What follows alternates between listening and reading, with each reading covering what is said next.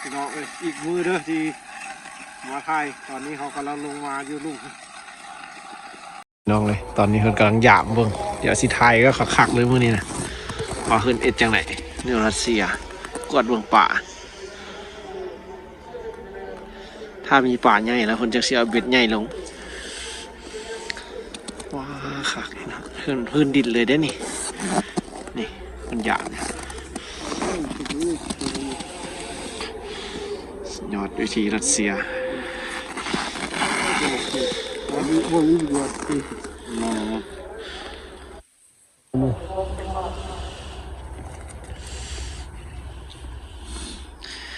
อยากได้ตัวใหญ่ตัวน้อยบ่เอาหน่อย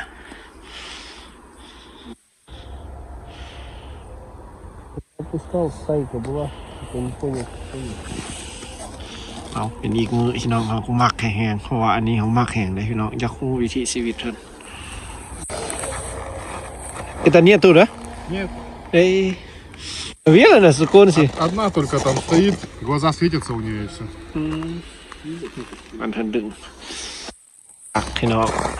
หยามแบบว่าบ่อนไหนมีป่าใหญ่แล้วคนจีเอาเบ็ดลง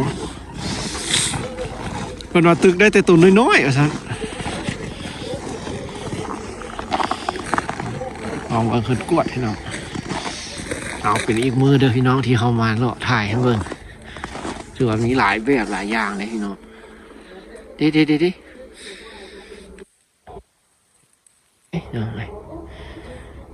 ลอยอยู่ Вот здесь есть. Вот.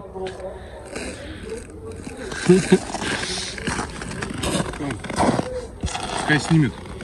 А их плохо видно. А плохо видно? Вода мутная, но и камера замерзла походу. Как?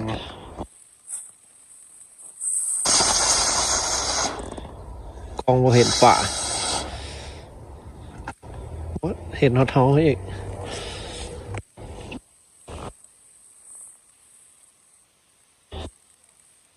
โอ้แนวนี้เอาไปใส่อยู่บ้านเขาเด้เนาะเห็นเป็นจังไรว่าป่าเขาเห็นขาวๆไหลลวดๆอยู่ Они на самом где-то в толще воды плавают. Вот, да. И все. Вон они, а нет, вон плавает в стороне. Вон глаза. Вот I'm белый, да? Да. Да, вот, да, он стоит. О, да.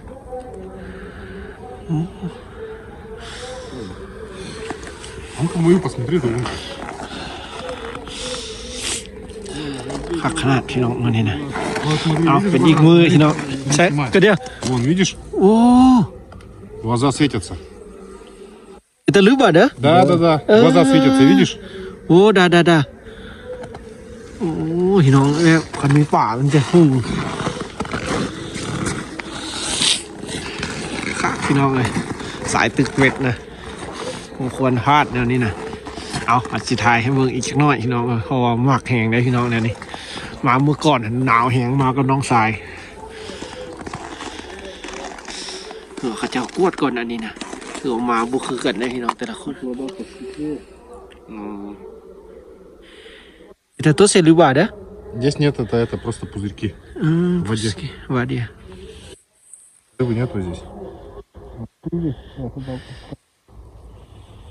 Вот он, окунь. Вот окунь. Вот окунь. Вот, да, насо, да. Вот каласа, он Вот глаз. галит, да.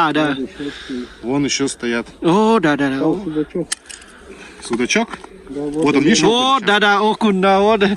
นี่พี่น้องเห็นฝายอันนี้แต่เราบ่อยากได้อันตัวน้อยเห็นไหม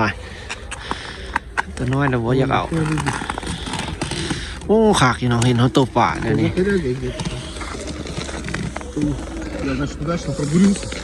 เอาไว้เด้อ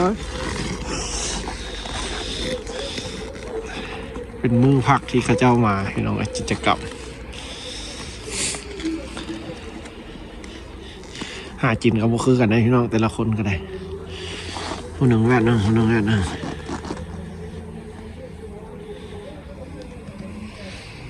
ลองว่าใครสิมาได้บ่สิจิตบ่เพิ่นก็ได้ตัวน้อยพี่น้อง นี่คือรัสเซียเด้อพี่น้องเลยทางด้านลุมเพิ่นกันยังหาอยู่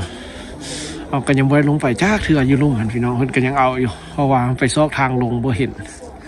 นั่นก็เป็นอีกหมู่บ้านหนึงนะพี่น้องอยู่ส้นนั่นเพิ่นก็เอาคือกันได้เนี่ยว่าคนงอมๆอยู่มื้อนี้เพิ่นมา2คนพี่น้องนี่ผู้หนึงยามผู้หนึง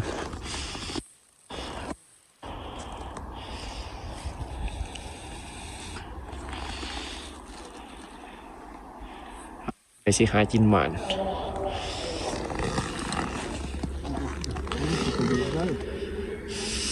А вот теплое одевать. Видно, там залезать, нет? เบ็ดบ้านท่าน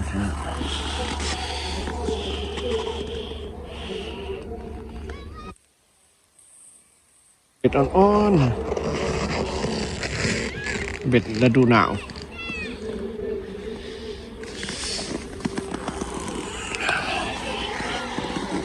มาเบิ่งกันกวดหวายก่อนเอาวันนี้ได้วิธีการกวดหวาได้ให้หน่อย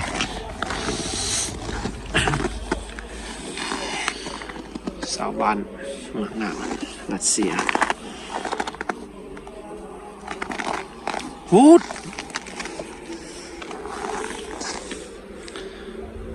เห็นเขาตูป่าคักแน่เนาะลอยเลือดๆอยู่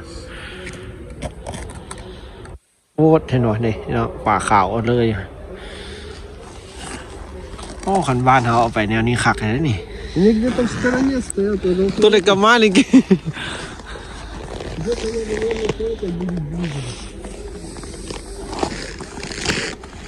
ต่ำเนื้อเวียนเลยโอ้โอ้เลียดำว่าดา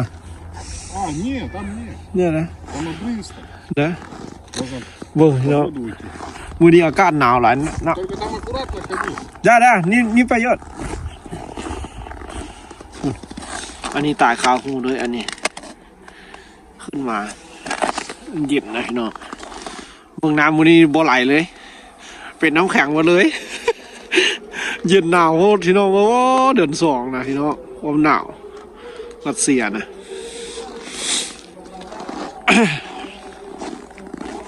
สิไทยเบิ่งพี่น้องเอ้ยอีกมื้อที่มาเบิ่ง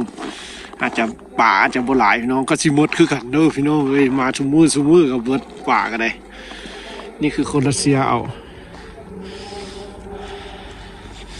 สายตึกเบ็ดพี่น้องเอ้ยมันจะมักนะนี่แหละ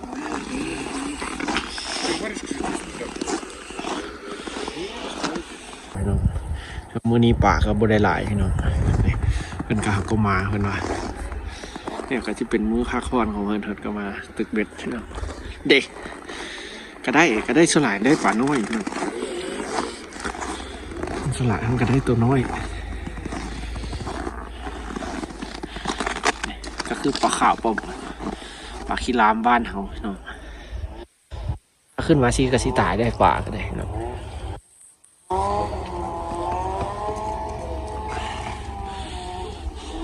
คือสายตึกเบ็ดทางบ้านแล้วก็สิถ่ายเบิ่งจากเล็กจากน้อยเด้อพี่น้องเอ้ยสะอ่อนแต่ความหนาวพี่น้องหนาวอีหลีได้หนาวเย็นขนาดคิดได้พี่น้องว่าสิมีป่านะคิดว่าป่านี่ตายเบิดละเฮาคิดว่าตึกเบ็ดในน้ำแข็ง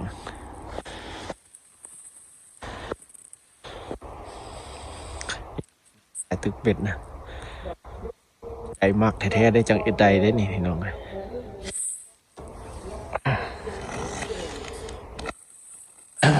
นี่ยแข็งแล้วเด้งอนตายแล้ว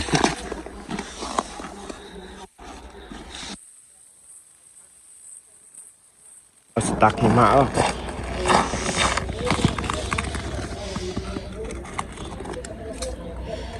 เป็นแกะก้อนนะ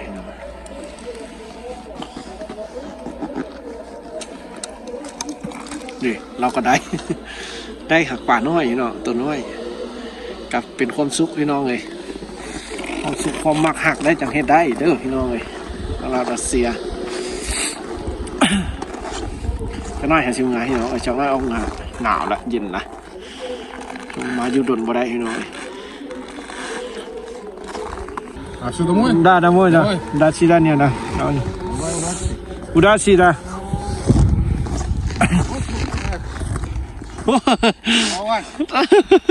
เพิ่นก็อยากให้ถ่ายน้องเพิ่นก็ใจดีได้พี่น้องเพิ่นก็อยากให้เฮาถ่ายถือว่าเบิ่งแล้วทั่วไปกับคนรัสเซียถือว่าเพิ่นก็ใจดีเบิดทุกคนพี่น้องก็คือเราเพิ่นสิขี้คุยแบบว่าเฮาเป็นคนต่างประเทศสินะมันสิคิดว่าสิขี้คุยบ่อยากให้เฮาถ่ายหรือว่าโอ้ลมนำอันนี้เห็นเวลาเฮามาถ่ายสิเพิ่นแฮงอยากให้เฮาเบิ่งพี่น้องเอาคือว่าเฮาสิกลับพี่น้องเย็นเจอกันใหม่มื้อหน้าอีกพี่น้องเอ้ยว่าจนเฮามือกลับไปลาวผู้ใดจากที่บ่เห็นชีวิตอยู่รัสเซีย เมื่อพี่น้องเบิ่งฮะ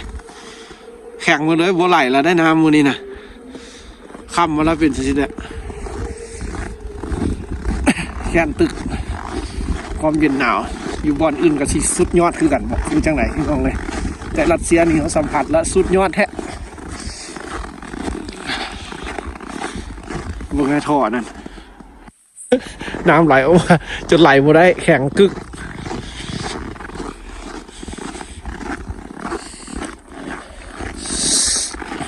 เอาพี่น้องเจอกันใหม่มื้อหน้าบ๊ายบาย